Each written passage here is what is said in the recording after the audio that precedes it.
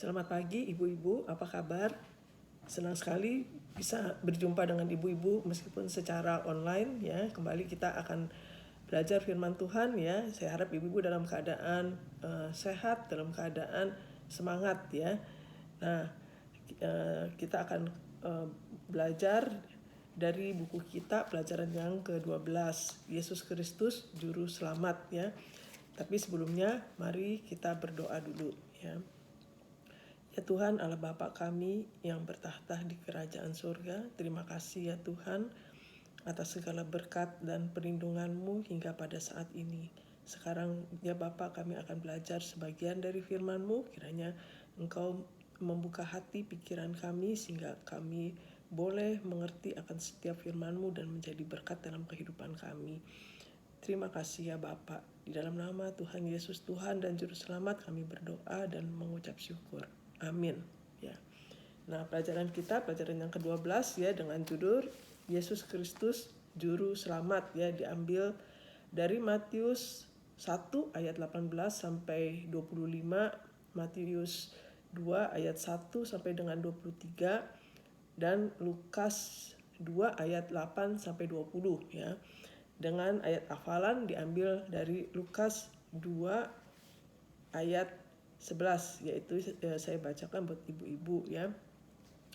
Hari ini telah lahir bagimu juru selamat, yaitu Kristus Tuhan di kota Daud. Ya. Nah, pelajaran kita ya hari ini kita akan belajar ya bagaimana tentang ya Tuhan Yesus itu ya datang ke dunia ya untuk menyelamatkan umat manusia ya. Nah, kita akan belajar ya di sini kelahiran ya Tuhan Yesus ya. Nah,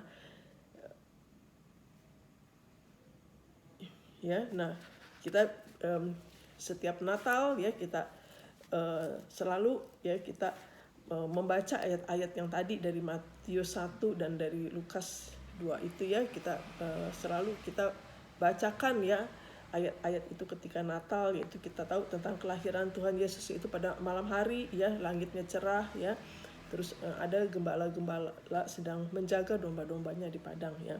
Nah, tetapi sebelumnya ya kita akan belajar ya di sini ya mengenai ya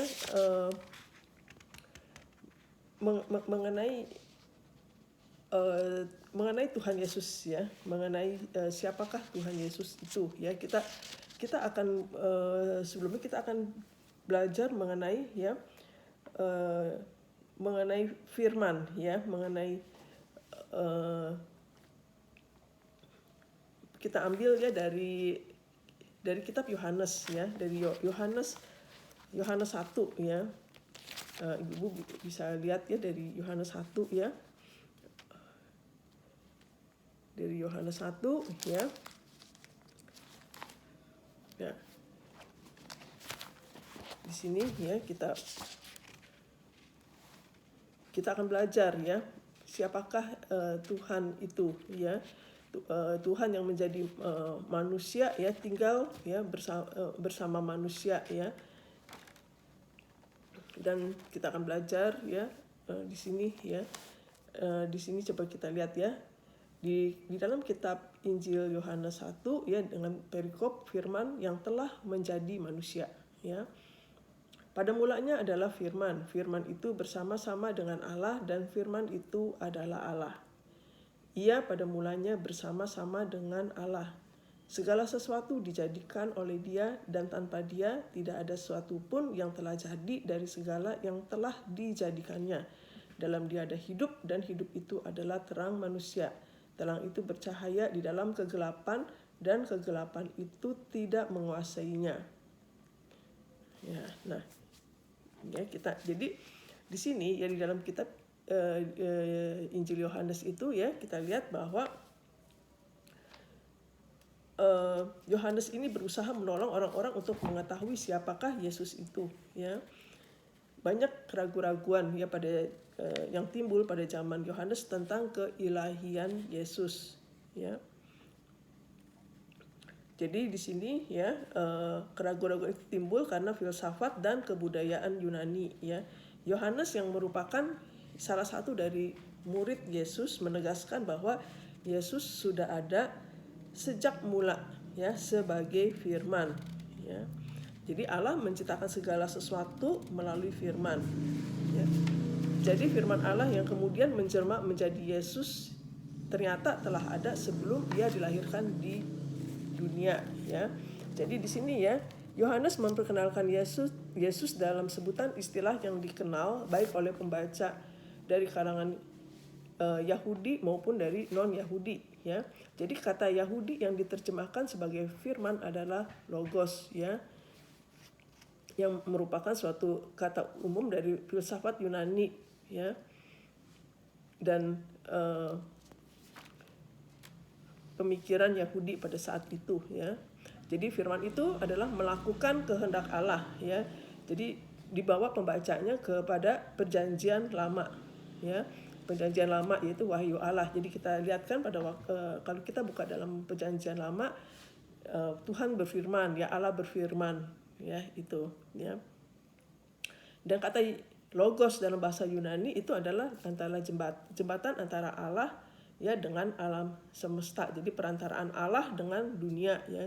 Jadi tapi Yesus itu lebih dari arti kata logos. Jadi Yesus itu adalah sebagai pribadi yang sepenuhnya Allah dan sepenuhnya adalah manusia. Ya, jadi Yesus adalah perwujudan Allah dalam bentuk daging ya, dan Yesus adalah firman Allah yang hidup. Nah, kemudian kita lihat ya. Jadi dalam Yohanes 1 ayat 14 dan 18 juga dikatakan bahwa Yesus itu mempunyai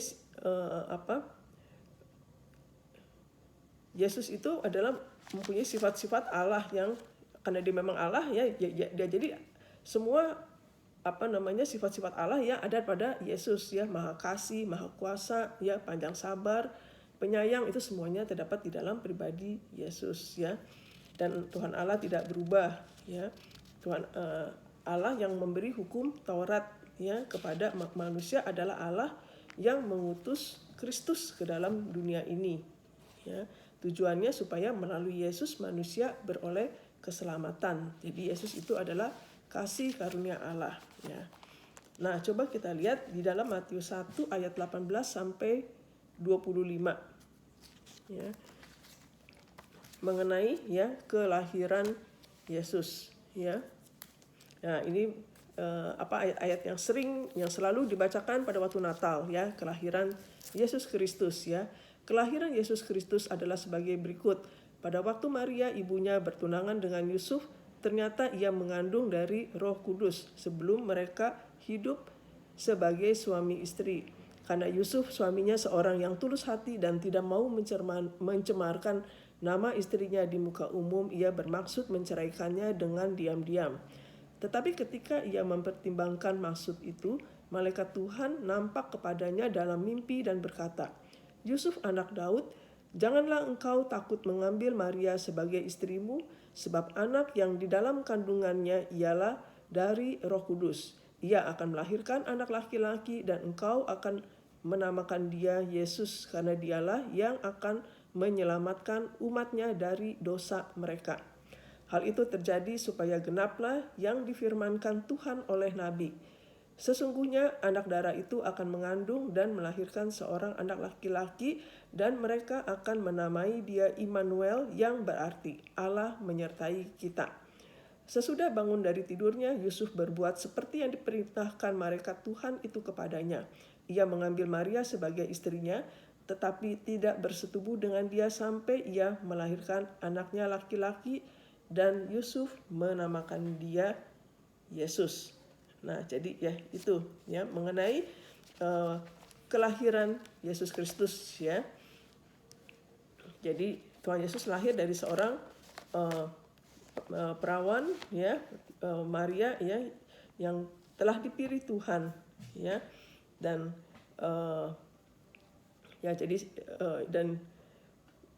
dia mengandung ya, mengandung sebelum menikah ya, tapi malaikat Tuhan menguatkan ya Yusuf melalui mimpi supaya mengambil Maria sebagai istrinya ya. Dan jadi jadi Yusuf berbuat seperti apa yang dikatakan oleh malaikat itu. Nah, kemudian kita lihat ya. Kemudian kita lihat ya, kita lihat juga di dalam Lukas ya, di dalam Lukas ya 2 ayat 8 sampai 20 ya. Nah, kemudian kita lihat di sini ya, gembala-gembala ya. Lukas 2 ayat 8 sampai 20 ya. Nah, gembala-gembala ya. Di daerah itu ada gembala-gembala yang tinggal menjaga kawanan ternak mereka pada waktu malam.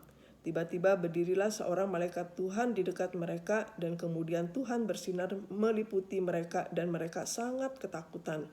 Lalu kata malaikat itu kepada mereka, "Jangan takut, sebab sesungguhnya aku memberitakan kepadamu kesukaan besar untuk seluruh bangsa. Hari ini telah lahir bagimu juru selamat, yaitu Kristus Tuhan di kota Daud. Dan inilah tandanya bagimu.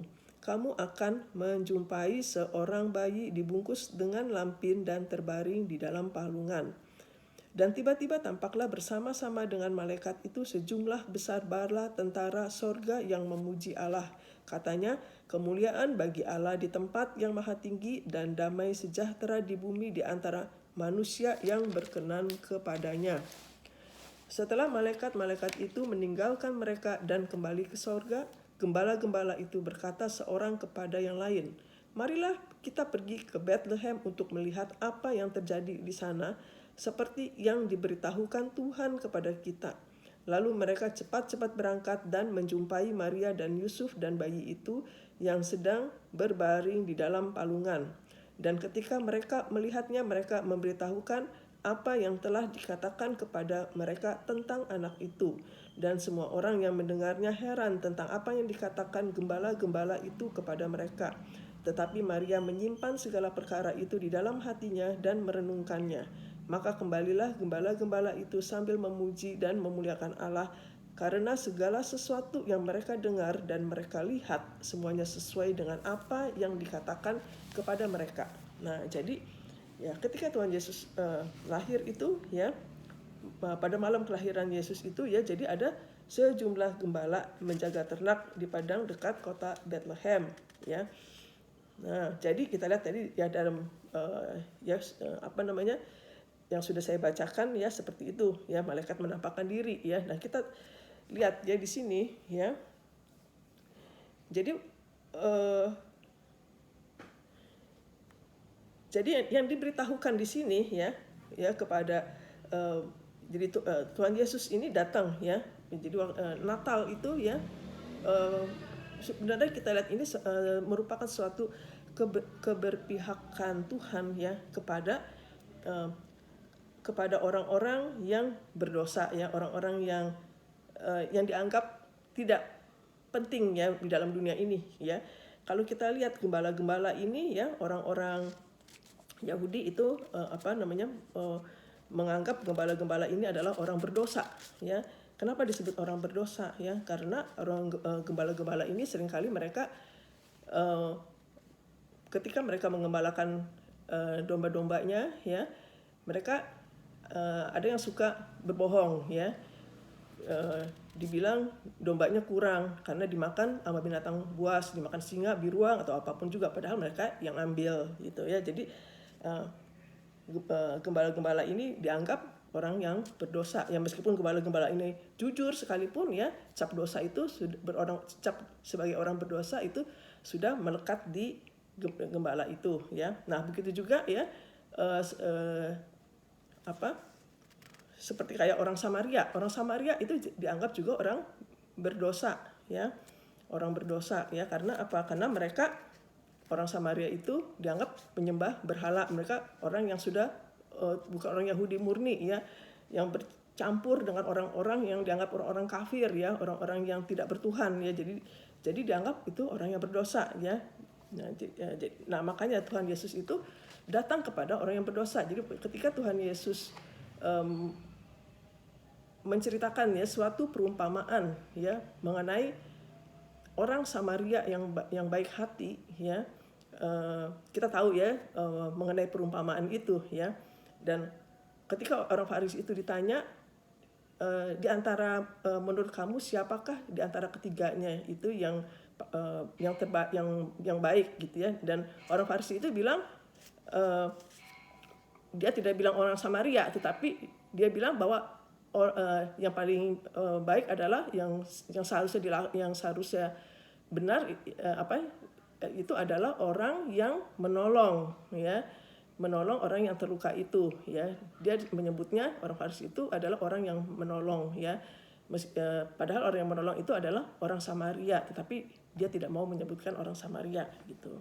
Nah, juga orang berdosa itu adalah pemungut cukai ya. Pemungut cukai juga itu sama orang-orang imam-imam ya, orang-orang Farisi ya, dibilang itu adalah masuk golongan orang berdosa ya. Ya karena orang pemungut cukai dia mengambil pajak ya dari rakyat, dari bangsanya sendiri ya. Dan seringkali mereka itu tidak jujur.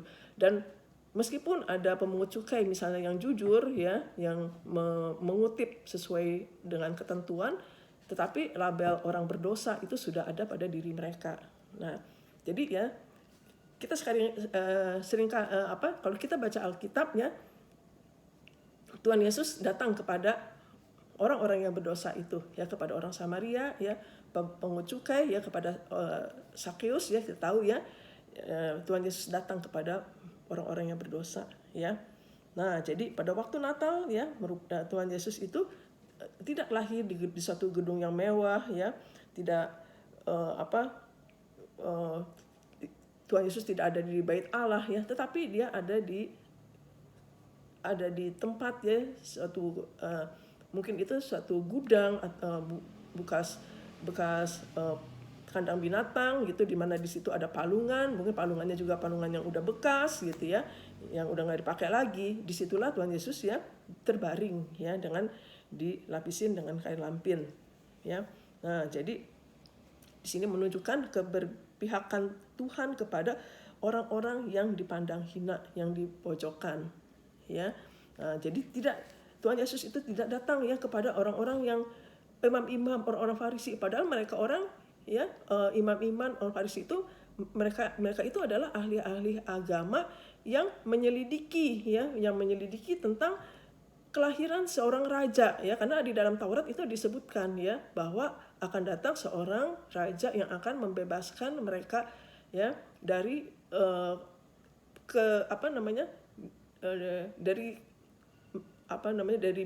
yang akan membebaskan bangsa mereka ya. Kan waktu itu penjajahan Roma. Jadi mereka yang ada dalam pikiran mereka, jadi seorang raja yang akan membebaskan mereka dari penjajahan Roma ya, padahal nggak seperti itu ya.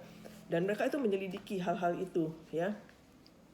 Itu ada di dalam kitab Taurat ya. Nah, jadi ketika ya gembala-gembala itu menggembalakan domba dan malaikat datang ya, mereka sangat bergembira dan mereka kemudian pergi melalui petunjuk dari bintang itu, dan mereka mendapati bayi Yesus ada di dalam palungan ya, dan terbungkus dengan kain lampin. Jadi waktu gembala itu datang, Tuhan Yesus memang masih bayi ya, dan kemudian mereka bergembira ya, mereka pulang sambil memuji Allah ya, dan mereka itu memberitakan hal itu kepada banyak orang ya, memberitakan kabar kesukaan itu kepada banyak orang. Nah, kemudian ya kita lihat ya, di sini kita lihat ada di dalam Matius 2 ayat 1 sampai 12 ya. Matius 2 ya. Nah, di sini ada orang-orang Majus dari timur ya. Nah, saya bacakan buat ibu-ibu ya. Sesudah Yesus dilahirkan di Bethlehem di tanah Yudea pada zaman Raja Herodes, datanglah orang-orang Majus dari timur ke Yerusalem dan bertanya-tanya, "Di manakah dia, raja orang Yahudi yang baru dilahirkan itu? Kami telah melihat bintangnya di timur dan kami datang untuk menyembah dia."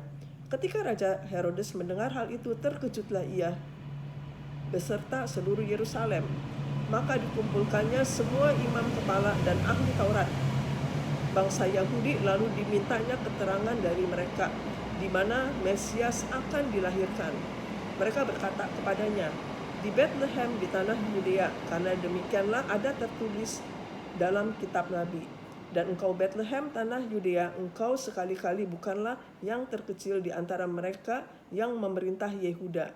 Karena daripada mula akan bangkit seorang pemimpin yang akan mengembalakan umatku Israel."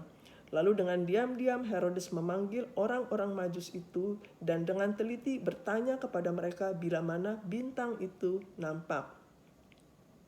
Kemudian ia menyuruh mereka ke Bethlehem, katanya, "Pergilah dan selidikilah dengan seksama hal-hal mengenai anak itu, dan segera sesudah kamu menemukan dia, kabarkanlah kepadaku, supaya aku pun datang menyembah dia." Setelah mendengar kata-kata raja itu, berangkatlah mereka, dan lihatlah bintang yang mereka lihat di timur itu mendahului mereka hingga tiba dan berhenti di atas tempat di mana anak itu berada. Ketika mereka melihat bintang itu, sangat bersukacitalah mereka. Maka masuklah mereka ke dalam rumah itu dan melihat anak itu bersama Maria ibunya, lalu sujud menyembah dia, dan mereka pun membuka tempat harta bendanya, mempersembahkan persembahan kepadanya, yaitu emas, kemenyan, dan mur. Dan karena diperingatkan dalam mimpi supaya jangan kembali kepada Herodes, maka pulanglah mereka ke negerinya melalui jalan lain. Nah, ya, jadi di situ ya kita lihat ya, ada orang Majus dari timur ya, dan orang Majus ini dipercaya adalah orang-orang yang ahli dalam hal perbintangan ya. Mereka adalah bukan orang-orang Yahudi ya. Mereka itu datang dari timur, mungkin dari tanah Persia gitu ya. Dan mereka menjadi kan mereka ini ahli-ahli perbintangan ya. Terus mereka ketika Tuhan Yesus lahir, mereka melihat ada suatu bintang yang begitu besar ya, bintang yang istimewa ya. Dan mereka yakin bahwa ini bintang ini ya pasti pertanda ada seorang raja yang baru lahir ya. Dan kemudian mereka pergi ya, dan mereka melihat bahwa itu adalah di daerah Yudea ya. Dan mereka karena di daerah Yudea itu adalah dalam kekuasaan Raja Herodes, jadi mereka datang ya ke Raja Herodes ya. Mungkin mereka pikir anaknya Raja Herodes mungkin ya, yang lahir gitu ya. Jadi mereka tanya ya, di mana ya anak yang raja orang Yahudi yang baru dilahirkan ya. Nah, ketika Raja Herodes mengetahui hal itu ya, dia menjadi resah, menjadi takut ya. Dia takut kalau raja yang baru dilahirkan itu akan mengambil alih kekuasaannya ya. Nah, jadi Raja Herodes ini kan raja yang kejam ya, raja yang sangat gila kekuasaan ya. Nah, jadinya dia pengen tahu tuh, ini siapa nih gitu ya. Jadi dia panggil ya, dia panggil imam-imam, dia panggil ahli Taurat gitu ya. Dan tadi kita juga baca ya di dalam Alkitab ya, di sini dikatakan bahwa Raja Herodes dia sampai mengumpulkan imam kepala, ahli Taurat bangsa Yahudi ya. Kemudian dia dia bertanya ya secara mendetail ya, kapan dilihat bintang itu ya. Jadi supaya Raja Herodes tahu kira-kira anak itu lahirnya kapan ya. Jadi dia pengen tahu itu kira-kira anak itu umurnya berapa gitu ya. Nah, jadi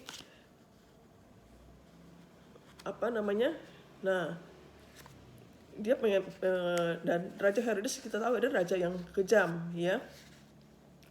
Nah, jadi dia terkenal kejam karena dia juga pernah membunuh anaknya sendiri ya, karena gara-gara dia takut kekuasaannya diambil alih ya. Pernah membunuh istrinya ya. dan seperti itu ya. Dan ketika dia bertemu dengan orang-orang Majus ini ya, dia berpura-pura manis ya. Dia bilang oke, nanti kamu selidikin ya, kamu pergilah ke sana ke Bethlehem ya, nanti kasih kabar balik lagi ke sini ya, itu saya juga mau ikut menyembah raja itu gitu ya, seperti itu. Nah, ya tapi kita lihat ya bahwa akhirannya ketiga raja ini ya, ketiga orang Majus ini ya, ketiga orang Majus ini mendapat mimpi ya, dan malaikat itu berkata bahwa jangan balik lagi ke Herodes ya, dia harus pergi lewat jalan yang lain ya, karena jadi diperingatkan ya sama supaya tidak kembali ke Herodes. Akhirnya mereka pulang melalui jalan yang lain, dan kemudian kita tahu ya bahwa akhirnya karena mereka tidak kembali lagi ke Herodes ya, Herodes itu sangat marah ya, sangat marah, dan akhirnya dia memerintahkan bahwa semua anak yang berumur 2 tahun ke bawah harus dibunuh ya, harus dibunuh gitu. Nah, dan kita lihat ya, kemudian ya dalam Matius 2 ayat 13-23 itu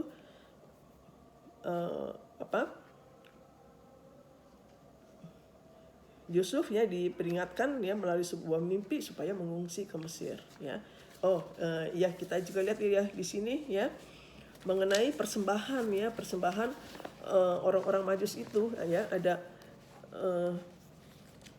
ada mur ya, ada emas, kemenyan, dan mur ya. Nah,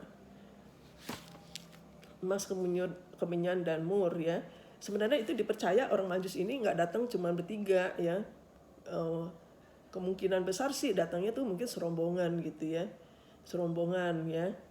Nah, cuman karena dia membawa 3 persembahan ya, emas, kemenyan, mur ya, dianggap itu ada cuma ada 3, padahal dipercaya bahwa itu lebih ya dari 3 ya. Nah, jadi kalau emas ya ditafsirkan ya itu adalah Yesus itu sebagai raja ya, raja dalam tanda kutip, bukan raja duniawi ya, sebagai raja ya. Terus kemenyan menggambarkan Yesus itu sebagai imam ya, dan mur ya menggambarkan ya sebagai korban tebusan dosa ya.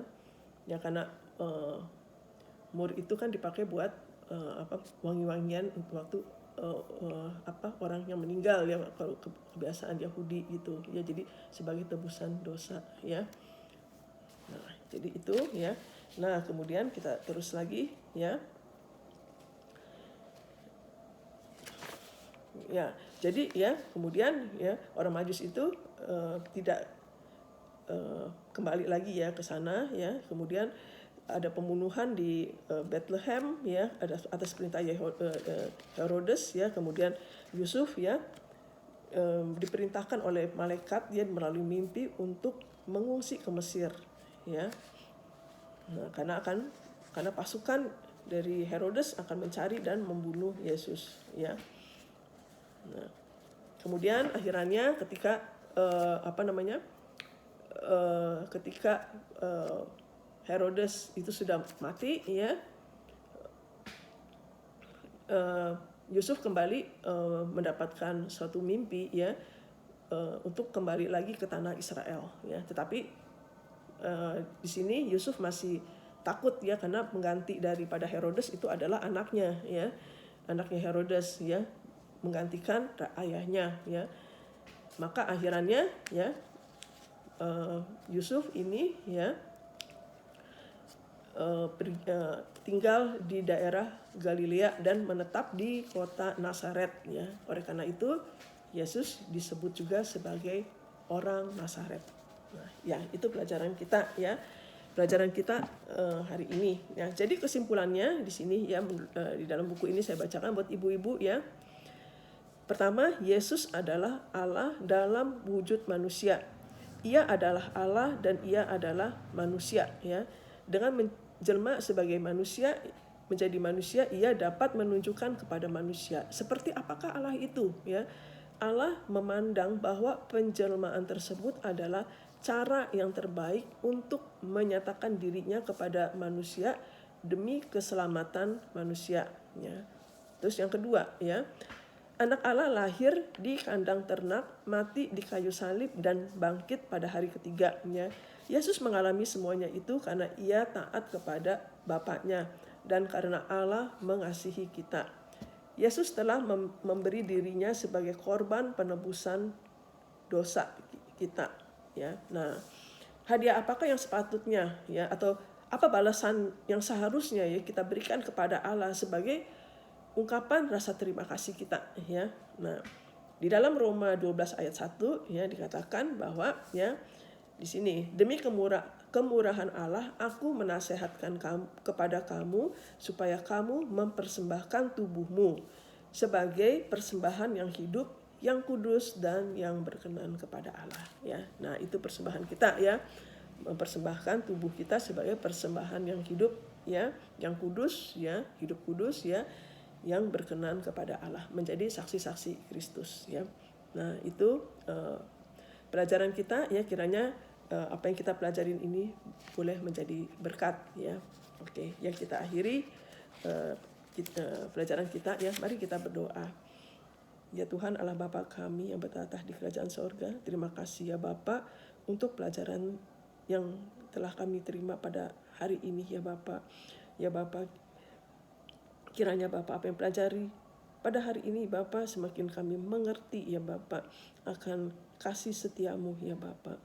Engkau telah begitu baik, ya Bapa, Engkau telah berkorban untuk kami, ya Bapa, supaya kami terlepas, ya Bapa, dari hukuman, dari dosa-dosa, ya Bapa. Ya Bapa, terima kasih, ya Tuhan. Berkati, ya Bapa, setiap langkah kami, ya Bapa. Jauhkan kami dari segala yang jahat. Terima kasih Tuhan. Di dalam nama Tuhan Yesus, Tuhan dan Juru Selamat, kami berdoa dan mengucap syukur. Amin.